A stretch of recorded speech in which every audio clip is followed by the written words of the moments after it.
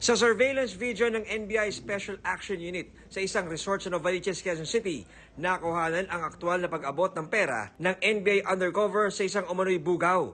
Pagkakuha ng senyas, pumasok na ang mga ahente. Taga ano kami? NBI ha? Upo muna kayo. Yung pera. Tayo ngayon. Asan yung pera?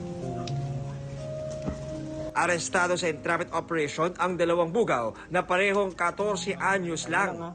Nasagip naman ang 11 babaeng edad 13 hanggang 16, gayon din ang isang 19 anyos. Ayon sa NBI, sangkot sa sex tourism ang grupo na ang target na parokyano, mga dayuhan.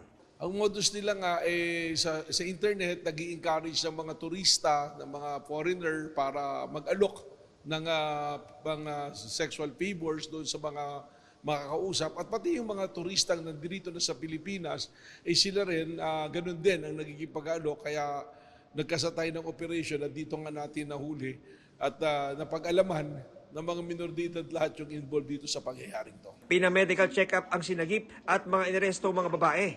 Ang isang nakakalungkot po na balita rito, yung pong parang pinakang principal doon po sa human trafficking na to, ay 14 years old at ngayon po ay kasalukuyang pong buntis nung idinaan po sa physical test po ng DSWD. Tinurn over na ng NBI sa DSWD ang dalawang minor de edad na suspect habang sasailalim sa intervention ang mga nasagip na biktima. Gusto namin ipaalala po sa mga magulang na atin pong pag-ingatan at bantayan ang atin pong mga anak, lalong-lalo na po yung mga minor de edad.